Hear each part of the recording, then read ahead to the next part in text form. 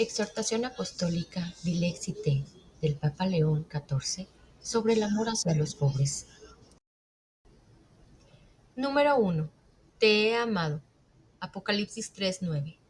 Dice el Señor a una comunidad cristiana que, a diferencia de otras, no tenía ninguna relevancia ni recursos y estaba expuesta a la violencia y al desprecio. A pesar de tu debilidad, obligaré a que se postren delante de ti. Apocalipsis 3, 8 al 9. Este texto evoca las palabras del Cántico de María. Derribó a los poderosos de su trono y elevó a los humildes. Colmó de bienes a los hambrientos y los despidió a los ricos con las manos vacías. Lucas 1, 52 al 53. La declaración de amor del Apocalipsis remite al misterio inextinguible que el Papa Francisco ha profundizado en la encíclica Dilexit Nos sobre el divino y humano del corazón de Cristo. En ella hemos admirado el modo en el que Jesús se identifica con los más pequeños de la sociedad y cómo, con su amor entregado hasta el final, muestra la dignidad de cada ser humano, sobre todo cuando es más débil, miserable y sufriente. Contemplar el amor de Cristo nos ayuda a prestar más atención al sufrimiento y a las carencias de los demás. Nos hace fuertes para participar en su obra de liberación como instrumentos para la difusión de su amor. Por esta razón, en continuidad con la encíclica Dilexi Nos, el Papa Francisco estaba preparando en los últimos meses de su vida una exhortación apostólica sobre el cuidado de la Iglesia por los pobres y con los pobres, titulada Dilexi Te, imaginando que Cristo se dirigiera a cada uno de ellos diciendo: no tienes poder ni fuerza, pero yo te he amado. Apocalipsis 3:9. Habiendo recibido como herencia este proyecto, me alegro de hacerlo mío, añadiendo algunas reflexiones y proponerlo al comienzo de mi pontificado, compartiendo el deseo de mi amado predecesor de que todos los cristianos puedan percibir la fuerte conexión que existe entre el amor de Cristo y su llamada a acercarnos a los pobres. De hecho, también yo considero necesario insistir sobre este camino de santificación, porque en el llamado a reconocerlo en los pobres y sufrientes se revela el mismo corazón de Cristo, sus sentimientos y opciones más profundas con las cuales todo santo intenta configurarse. Capítulo primero.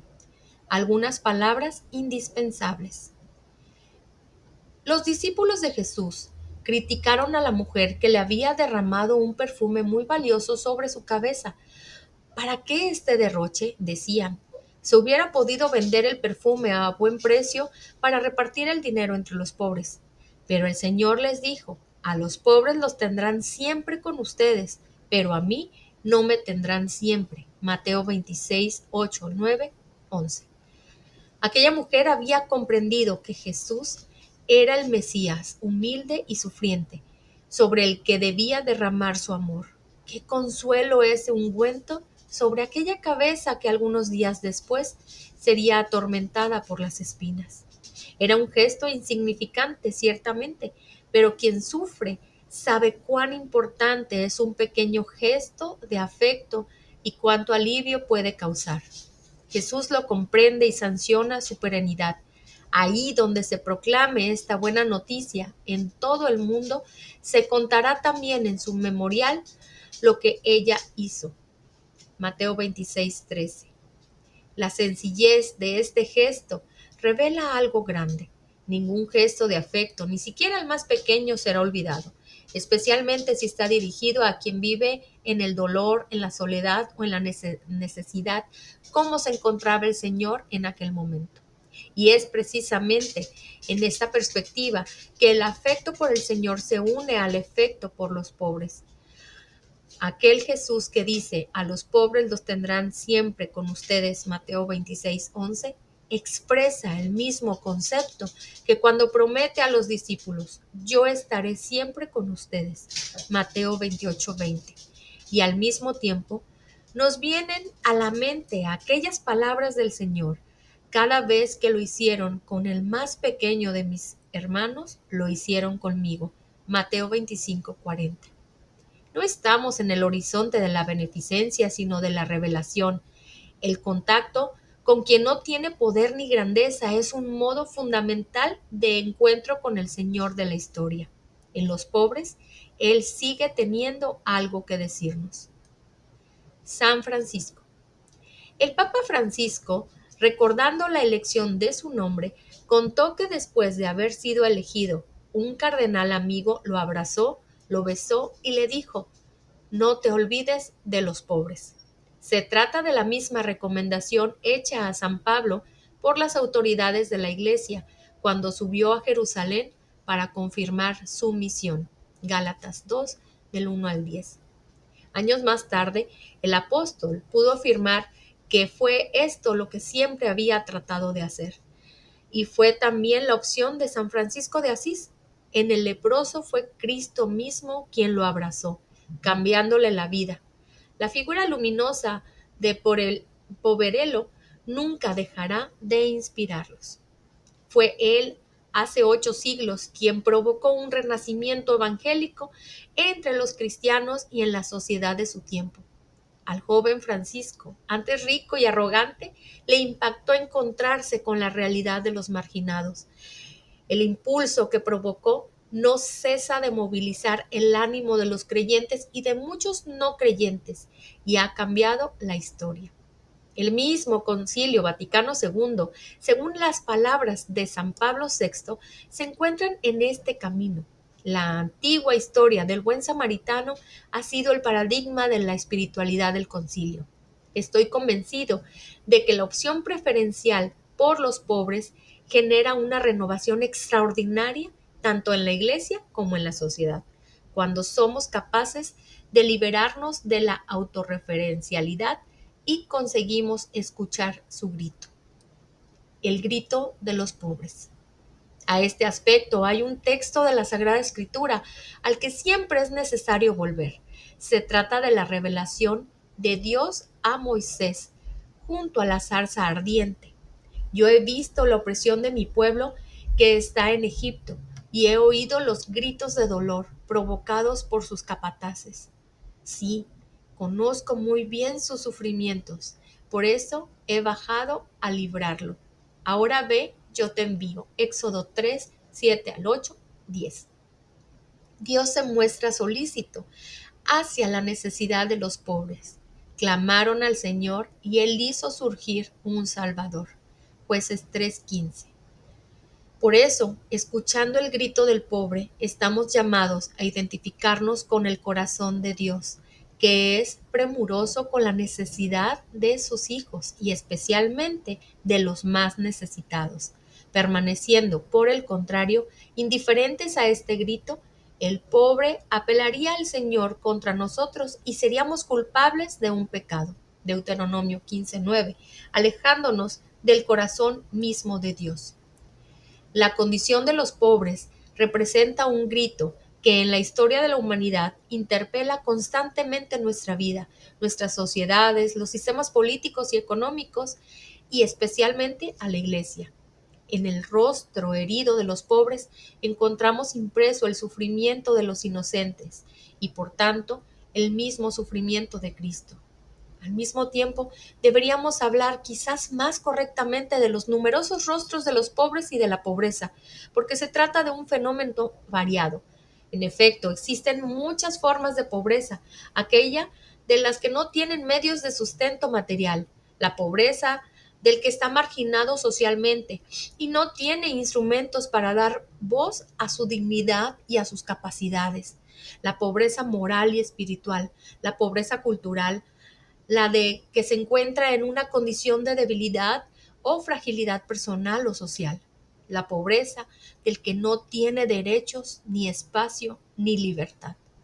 En este sentido, se puede decir que el compromiso en favor de los pobres y con el fin de remover las causas sociales y estructurales de la pobreza, aun siendo importante en los últimos decenios, sigue siendo insuficiente.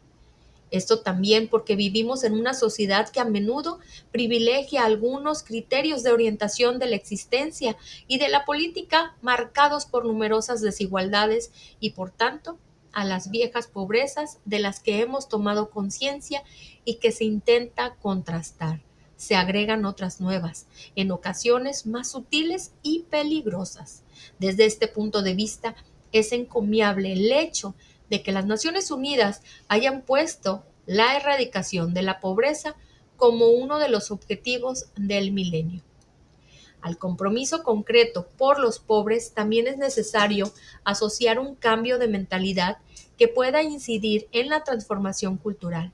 En efecto, la ilusión de una felicidad que deriva de una vida acomodada mueve a muchas personas a tener una visión de la existencia basada en la acumulación de la riqueza y del éxito social a toda costa, que se ha de conseguir también en detrimento de los demás y beneficiándose de ideas sociales y sistemas políticos y económicos injustos que favorecen a los más fuertes.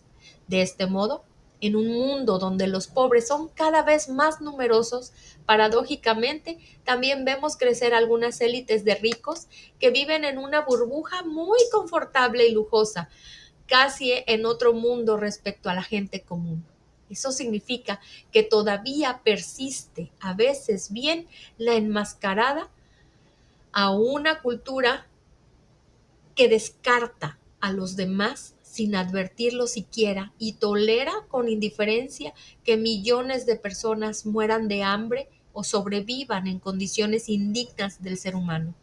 Hace algunos años, la foto de un niño tendido sin vida en una playa del Mediterráneo provocó un gran impacto y, lamentablemente, aparte de alguna emoción momentánea, hechos similares se están volviendo cada vez más irrelevantes, reduciéndose a noticias marginales.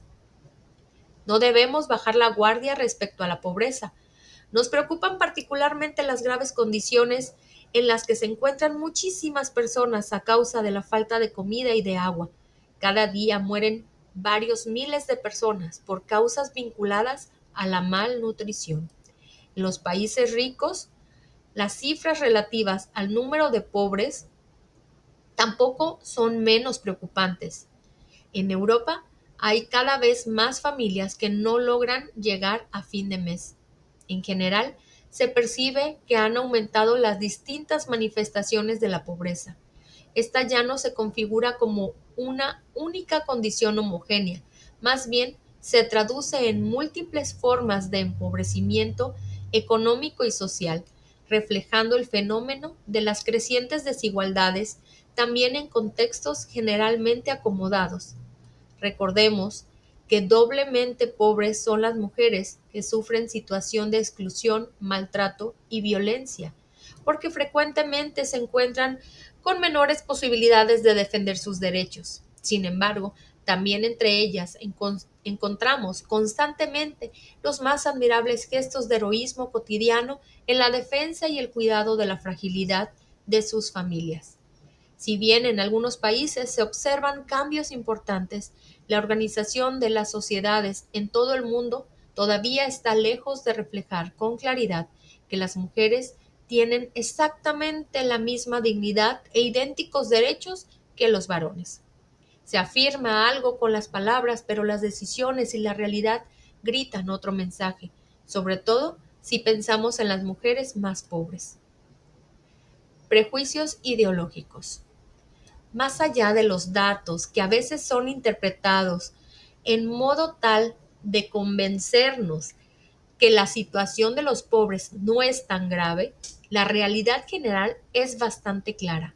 Hay reglas económicas que resultaron eficaces para el crecimiento, pero no así para el desarrollo humano integral. Aumentó la riqueza, pero con inequidad. Y así lo que ocurre es que nacen nuevas pobrezas. Cuando dicen que el mundo moderno redujo la pobreza, lo hacen midiéndola con criterios de otras épocas no comparables con la realidad actual. Porque en otros tiempos, por ejemplo, no tener acceso a la energía eléctrica no era considerado un signo de pobreza ni generaba angustia. La pobreza siempre se analiza y se entiende en el contexto de las posibilidades reales de un momento histórico concreto. Sin embargo, más allá de las situaciones específicas y contextuales, en un documento de la Comunidad Europea en 1984 se afirmaba que se entiende por personas pobres los individuos, las familias y los grupos de personas cuyos recursos materiales, culturales y sociales son tan escasos que no tienen acceso a las condiciones de vida mínimas aceptables en el estado miembro en el que viven. Pero sí reconocemos que todos los seres humanos tienen la misma dignidad, independientemente del lugar de nacimiento. No se deben ignorar las grandes diferencias que existen entre los países y las regiones.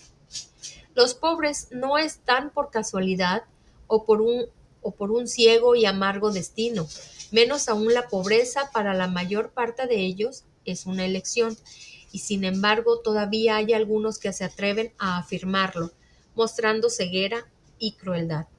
Obviamente, entre los pobres hay también quien no quiere trabajar, quizá porque sus antepasados que han trabajado toda la vida han muerto pobres. Pero hay muchos hombres y mujeres que de todas maneras trabajan desde la mañana hasta la noche, a veces recogiendo cartones o haciendo otras actividades de ese tipo. Aunque este esfuerzo solo les sirva para sobrevivir y nunca para mejorar verdaderamente su vida, no podemos decir que la mayor parte de los pobres lo son porque no hayan obtenido méritos, según esa falsa visión de la meritocracia en la que parecería que solo tienen méritos aquellos que han tenido éxito en la vida. También los cristianos, en muchas ocasiones, se dejan contagiar por actitudes marcadas por ideologías mundanas o por posicionamientos políticos y económicos que llevan a injustas generalizaciones y a conclusiones engañosas. El hecho de que el ejercicio de la caridad resulte despreciado o ridiculizado, como si se tratase de la fijación de algunos y no del núcleo incandescente de la misión eclesial, me hace pensar que siempre es necesario volver a leer el Evangelio para no correr el riesgo de sustituirlo con la mentalidad mundana.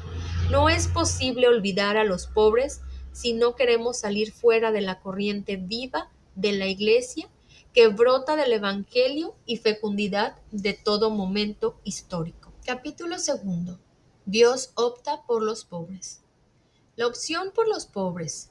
Dios es amor misericordioso y su proyecto de amor que se extiende y se realiza en la historia es ante todo su descenso y su venida entre nosotros para liberarnos de la esclavitud, de los miedos, del pecado y del poder de la muerte.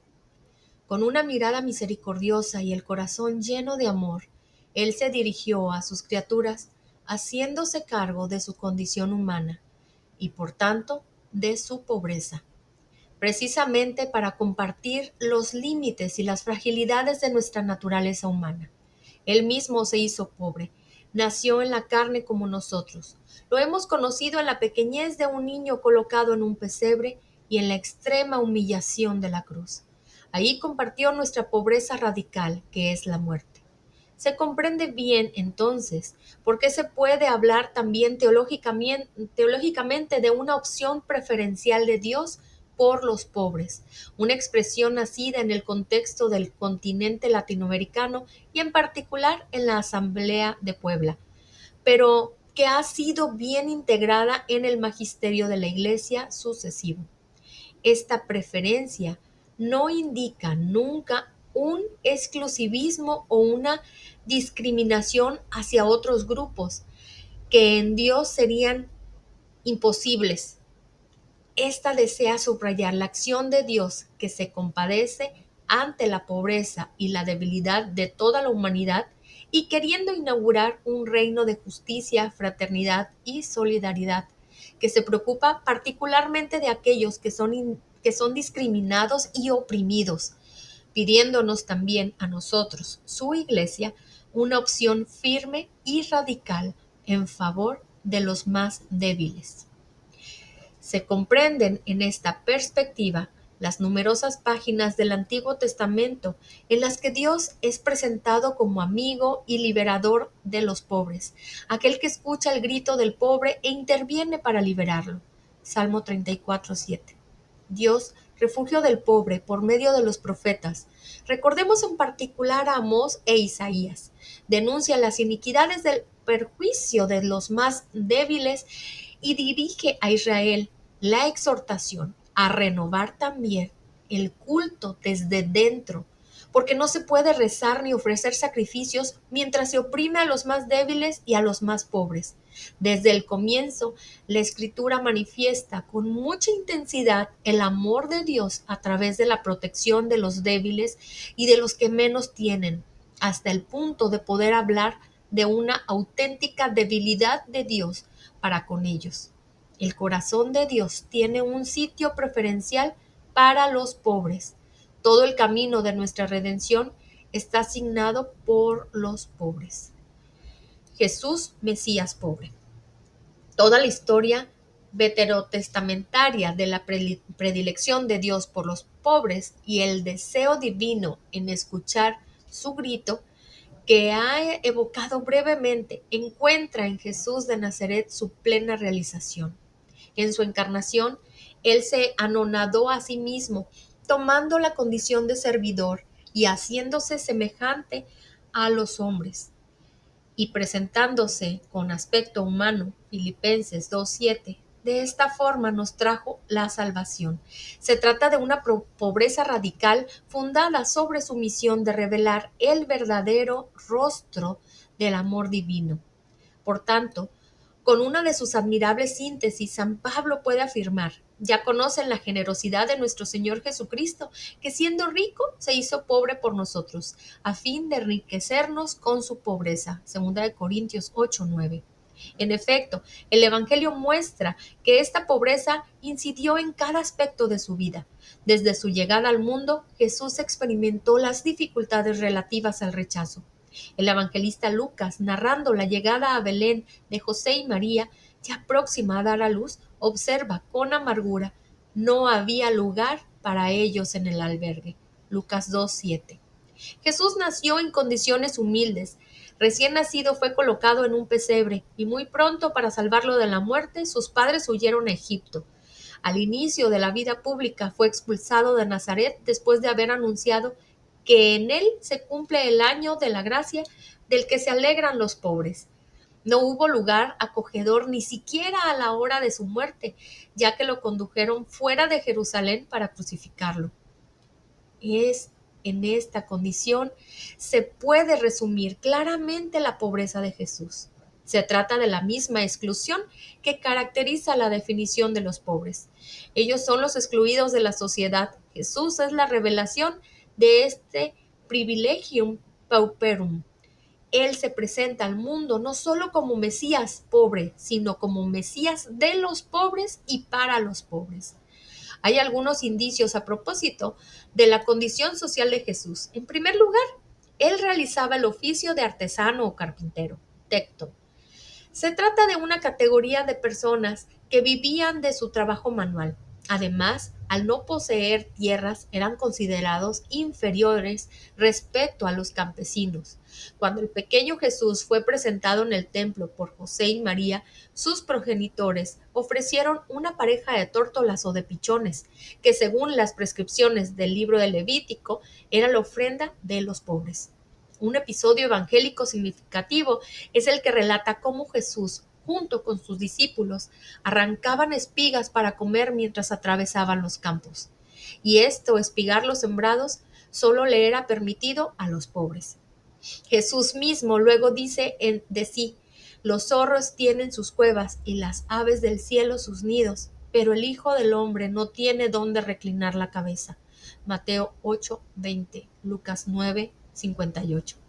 Él, en efecto, es un maestro itinerante cuya pobreza y precariedad es signo de su vínculo con el Padre, y es lo que se le pide también a quien quiere seguirlo en el camino del discipulado, precisamente para que la renuncia a los bienes, a las riquezas y a las seguridades de este mundo sean signo visible de la confianza en Dios y en su providencia. Al comienzo de su ministerio público, Jesús se presenta en la sinagoga de Nazaret, leyendo el libro del profeta Isaías y aplicándose a sí mismo la palabra del profeta. El Espíritu del Señor está sobre mí, porque me ha consagrado por la unción. Él me envió a llevar la buena noticia a los pobres. Lucas 4:18. Él, por lo tanto, se presenta como aquel que viene a manifestar en el hoy de la historia la cercanía amorosa de Dios, que es ante todo la obra de liberación para quienes son prisioneros del mal, para los débiles y los pobres. Los signos que acompañan la predicación de Jesús son manifestación del amor, de la comprensión y de la compasión con la que Dios mira a los enfermos, a los pobres y a los pecadores que en virtud de su condición eran marginados por la sociedad, pero también por la religión. Él abre los ojos a los ciegos, cura a los leprosos, resucita a los muertos, anuncia la buena noticia a los pobres. Dios se acerca, Dios los ama. Esto explica por qué Él proclama: felices ustedes los pobres, porque el reino de Dios les pertenece. Lucas 6:20.